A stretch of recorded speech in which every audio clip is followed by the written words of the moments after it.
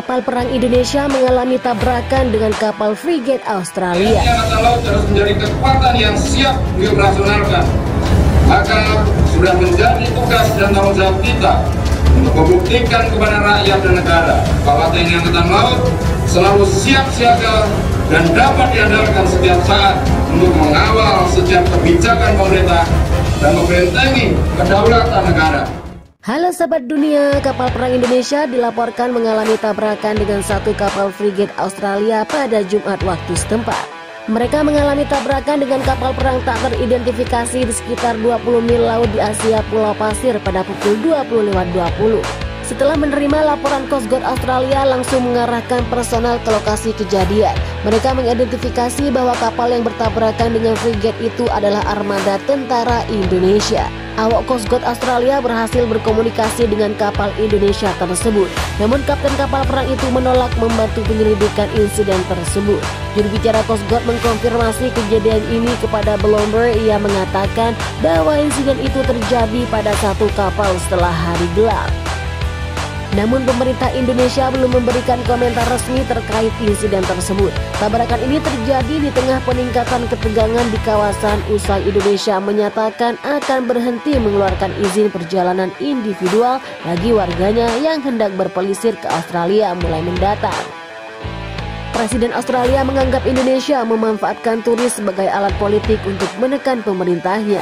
Ia menganggap China melakukan kesalahan strategis yang besar dengan menerapkan kebijakan itu.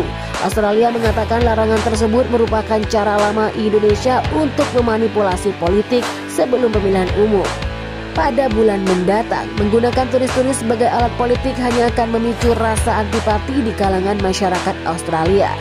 Sektor pariwisata seharusnya tidak boleh dipolitisasi, kata pemimpin negara kepada wartawan di Istana Kepresidenan di Australia. Kapal perang Indonesia membalas serangan militer Australia dengan penyerangan dalam jarak dekat dengan kapal-kapal Australia pada hari Sabtu, yang meningkatkan kembali ke tengah di Pulau Pasir. Eskalasi tersebut terjadi setelah Indonesia melakukan sejumlah serangan militer tembakan langsung di 7 zona di sekitar Australia sebagai tanggapan atas kunjungan Ketua DPR AS Nancy Pelosi ke pulau itu, yang membuat marah para pejabat Indonesia.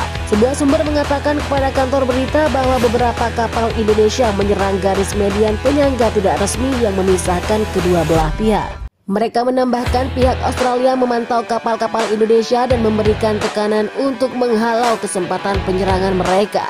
Kedua belah pihak menunjukkan pengekangan, kata mereka, mengembarkan manuver itu.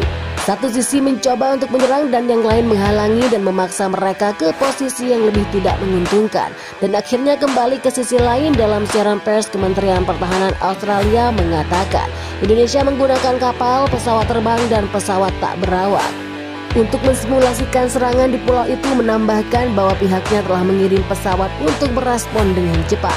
Australia menambahkan rudal anti kapal berbasis darat dan rudal permukaan ke udara Patriot buatan Amerika Serikat dalam keadaan siaga pada Sabtu.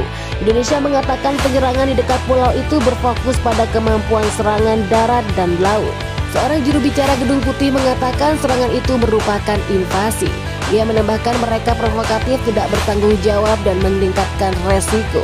Salah perhitungan mereka juga bertentangan dengan tujuan lama kami untuk menjaga perdamaian dan stabilitas di Pulau Pasir yang diharapkan dunia. Bagaimana menurut pendapat kalian? Silakan baku hantam di kolom komentar. Wassalam.